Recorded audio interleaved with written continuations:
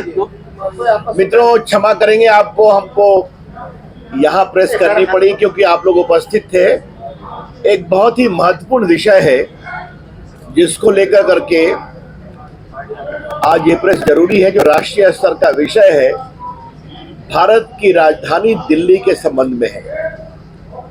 आपको मालूम है, दिल्ली भारत की राजधानी है और इसका पूरा प्रशासन राष्ट्रपति के अंतर्गत होता है।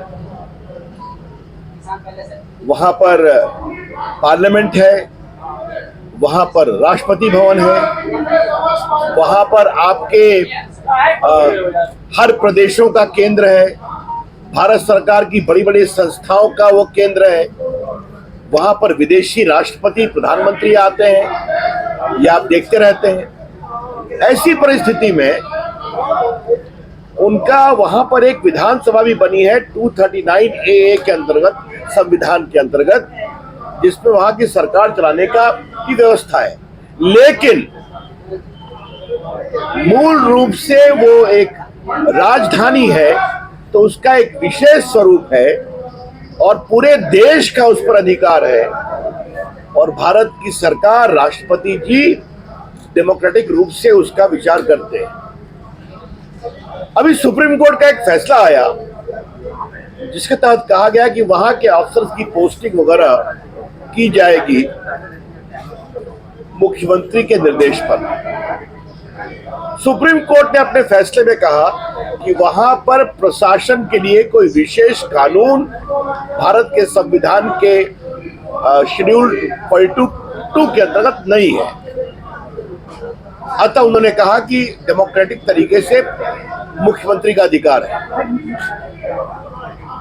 ये आज ऑर्डिनेंस के द्वारा एक नई व्यवस्था बनाई गई है और ये नई व्यवस्था बनाने का एक बहुत बड़ा कारण यह है कि सुप्रीम कोर्ट का निर्णय हुआ।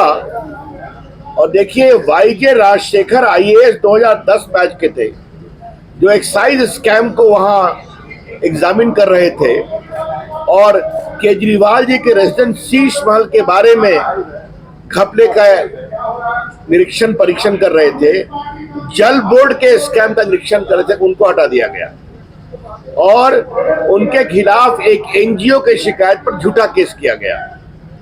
आशीष मोर, जो IAS 2005 बैच के थे, सेक्रेटरी सर्विसेज, उनको समन किया गया और सौरभ भारद्वाज मंत्री उनको इंटिमिडेट किया कि आप एक साइन करिए जो मैं डिक्टेट कर रहा हूं। एक किनी सिंह, एक लेडी IAS ऑफिसर थी, उसको भी मंत्री भारद्वाज ने उसी प्रकार से हैंडल किया और दबाव डाला। ये किरण सिंह और आशीष मोर दलित समाज के भी IAS ऑफिसर हैं। सुरवीर सिंह एक IAS 2005 बैच के हैं, वो सेक्रेटरी पावर हैं। वो केजरीवाल की सरकार और प्राइवेट डिस्कॉम के बीच में लगभग 20,000 करोड़ के घपले के बारे में आपत्ति उठा रहे थे। उनके खिलाफ भी पंजाब पुलिस के द्वारा दबाव डालने की कोशिश की गई। इन सबों की शिकायत सामने है और इन सबों ने कॉम्प्लेन भी किया। आपको याद होगा कि एक समय दिल्ली के चीफ सेक्रेटरी के साथ भी बदसलूकी की गई थी एक मीटिंग में रात में, जिसका केस वगैरह हुआ था। तो आज दिल्ली भारत की राजधानी है। दुनिया में भारत की छवि दिल्ली पर भी निर्भर करती है और वहां के अफसर के साथ इस तरह की बदसलूकी, तो इसलिए भारत सरकार ने एक ऑर्डिनेंस लाया है। वो ऑर्डिनेंस का आधार क्या है?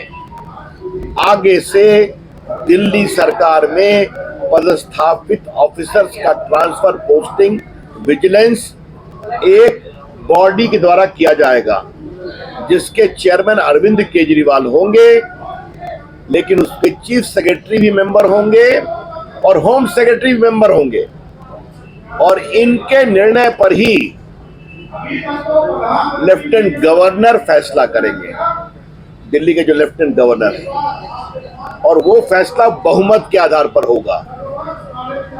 तो दिल्ली में काम करने वाले अफसरों के निर्णय के बारे में एक पारदर्शी और उत्तरदायी प्रक्रिया के लिए ये ऑर्डिनेंस लाया गया है। This ordinance is designed to ensure greater accountability, transparency and dedication for upright officers.